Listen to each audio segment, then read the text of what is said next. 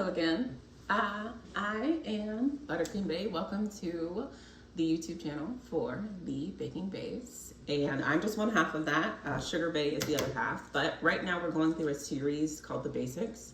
And I realize now, before we didn't really have a name for it, but now that's officially what we're calling it.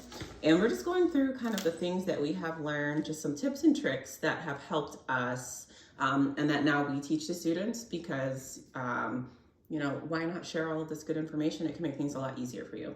So today I'm just going to talk a little bit about piping, different piping techniques. So number one, consistency is very important. So whether you have thick, kind of medium or thin consistency, it's going to change what you can do. So we're really just going to talk about some designs. So I don't know the number of this piping tip, but you'll be able to easily see the difference in design. So I'm going to start with something small. This is called a coupler. We have a small metal tip that we're going to use, and I always tell my students whenever they start, make sure that their pointer finger and their thumb are holding the bag like this. Make sure that you have pressure in your bag and you're using the pads of your finger to squeeze down. If you're digging in with your nails, you're not going to have consistent pressure on the bag, so you won't have a consistent design. The most important thing is to make sure that you are consistent. All right, so even if it's ugly, just make it consistently ugly so it looks the same. All right, so I always tell my students to plant, lift, and lead. So whenever you are working through a design, you want to make sure that number one, it sticks to whatever surface you're working on. If you're just kind of hovering over, you're not going to get the design that you want. So first things first, we're going to plant. So wipe this off. So I make sure that I plant and then I lift and lead, you know, whatever direction I want to go, whatever I want to do. And however you finish is also going to change the design. So just now I wiped this onto the board, but if I decide to lift up, it's gonna finish differently. So we really have to pay attention, especially to how we start and how we finish. So whenever you guys are practicing, you can definitely use like parchment paper as your surface, or maybe a silicone mat. And just wipe it off and keep going. I'm just using this pink board because it's easier to see for our content. So I'll just wipe that off. So I'll just show you a couple of designs, kind of just some basic things to get you started. So number one, we can start with a dot. So like I said, how you start and how you finish is going to change. So first I'm going to start where I'm hovering close to the board. I'm going to squeeze, I'm going to stop squeezing and let go. All right. That kind of gives us sort of like a Hershey kiss, or whenever you see like meringue dollops, that's really what you're expecting to see. And then secondly, I'm going to hover, I'm going to squeeze, and then I'm going to keep squeezing as I lift up. So already you are seeing a difference. So these are a lot taller. So really think about the design that you want to do and how that's, you know, how that will look. And then lastly, I'm going to squeeze and then I'm going to push down, and that gives you kind of like a wave or more of a scallop.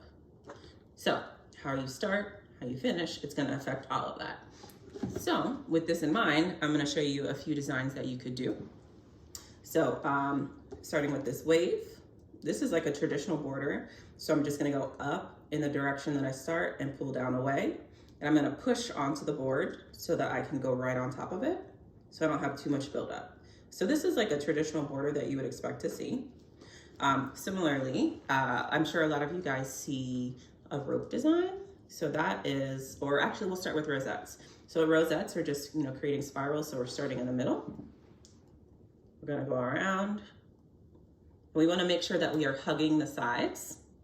So we'll start in the middle. We're going around hugging the sides. And at the end, we're going to push onto the board so that we plant. If we pull away, then our rosette will start to move. So when we put these together in a line, we can plant, kind of pull this away onto the board, do the same thing over and over again. All right. Another design I really like to do is a crisscross design. And it's just kind of a lattice where we are going, just making a straight line. Then we're going to start right above where we finished, and we're just going to cross over, finish downward. So right here where I finished, I'm going to start above, finish downward. Right here where I finish, I'll start above. So my students always call this the Elsa braid, and I think it looks pretty cool. All right. And then the last one that I'll show you guys is just a rope design. And I really, really, really love this one. And I don't know why I love it so much. It just looks so clean and it's usually pretty easy. So if we're thinking about these rosettes that we just made, now we kind of want to make them stand up. So we're going to make these circles where we touch down and connect with the board. We come back up, touch down with the board, connect back up. And we want to make sure that they are touching the one previous and that we're trying to make them all the same height and the same width. All right, so these are just a few simple things that you can try. Make sure you experiment with how you finish, whether you're going up, pushing down, controlling the pressure, and then start to put those together. So you can make scallops, make some rosettes, and we have a lattice design as well as a rope. So we'll start with those basic things, and you'll start to see a few more basic videos from us. But for now, that's all we're gonna do for piping. Make sure that you like and subscribe. You can find us on Instagram and on YouTube at The Baking Base. Have a good one.